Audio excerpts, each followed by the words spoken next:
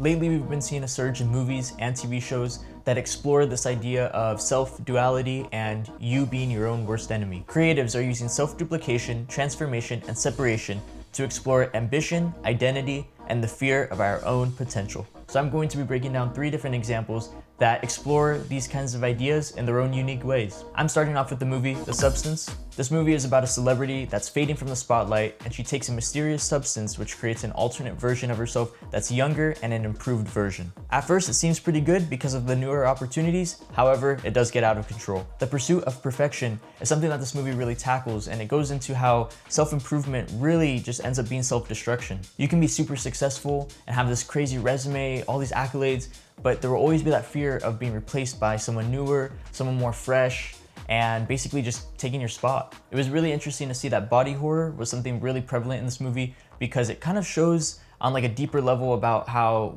when this type of stuff is happening, you almost lose a sense of yourself.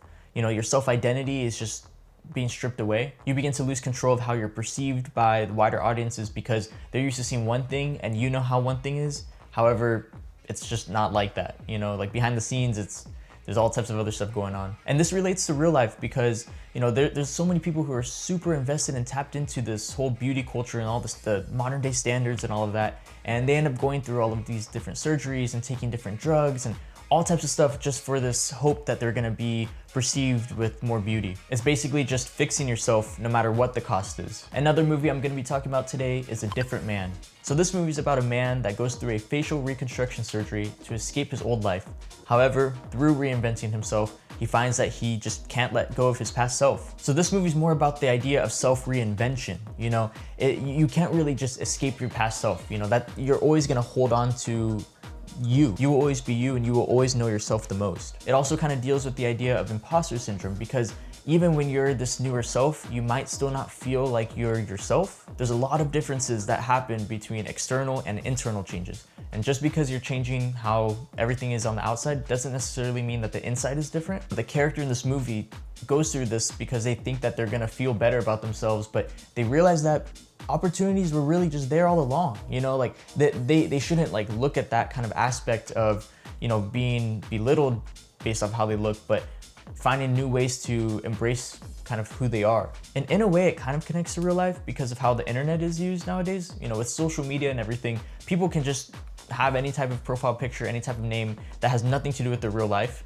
And they're able to use that as a different way to communicate. And, you know, maybe if it's they're talking about their own problems or their own insecurities or whatever it may be, they're able to use the mask of the internet as a way to try to be a different person when in reality they really aren't that person. And to compare A Different Man from The Substance, you know, they're both going to be talking about the ideas of self-transformation. However, The Substance is about externalizing a better self, while A Different Man is more about escaping your past self. And it's pretty cool because I watched both of these movies within the span of a week, and it was just so cool to see how much was similar but also different enough within each movie's themes and like plot and everything. So it was really crazy to see that, you know, this is something that it affects anyone. It really does. Like the idea of just wanting to be, you know, someone better. And lastly, I wanted to talk about the TV show Severance.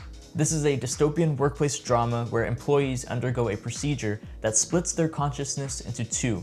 So you have one that exists only at work and the other that only exists outside of work. The movies I talked about were about really just transforming and changing how your life is, but this is just a whole different like level of that. So it's one person, but in a way it's 2 different brains because of all the different thought processes that are gonna happen whether you're here or there. So you have that theme of losing control of your own identity because who really are you at that point? You know, you start to question who's really benefiting from this at that point, because if the person that chose to sever themselves to be in here wanted this to help out their outer self, but now the inner self has such a different idea and then they're able to kind of have their own life, and it's crazy because, as I said, it ends up being 2 different people. And thinking about this in the real world, it connects easily because of how work-life balances can be. You know, the economy's not in the best spot right now. The job market's not really doing that good. So those that do have jobs may feel stuck because they're not really able to live the life that they really want to live.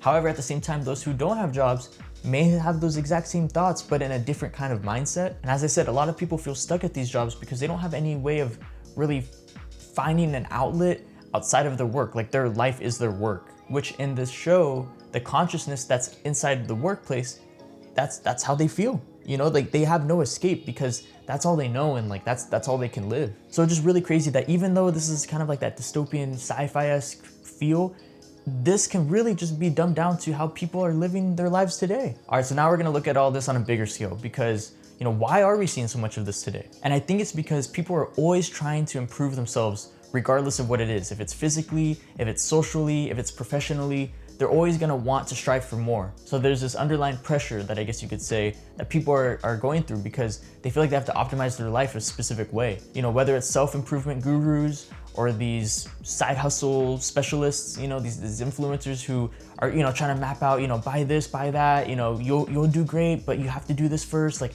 you really don't. They find a way to tap into your mind in such a different way where you feel like, okay, maybe I'm not a good person because I don't know how to do X, Y, and Z, but like you didn't even know about that before you even saw it, and you probably felt good before that. You know what I mean? You end up becoming really dissatisfied with how your life is in general because you feel like you're never finally getting to that point that you're trying to reach. And another thing is that technology, and specifically with AI, is just continuously getting more and more advanced. And for general consumers, a lot of people aren't even able to distinguish what is fake and what's real. You know, social media has always been something that's really altered people's minds and perceptions on how things are, and, you know, creating different types of mental health stuff going on. But when it comes to AI and all that, like these are unrealistic things that people are striving for, you know, or just looking at, and they think that this is something that's real, but it's all fake. So as these unrealistic visuals continue to clutter the internet, it's just only gonna get worse. So I think the biggest takeaway is really just making sure that whatever you're doing with your life is something that you really do truly believe in. You know, I'm not denying the fact that there are these people who are out there who really do have good intentions and trying to help others, but you always have to remember that you always will know yourself the best.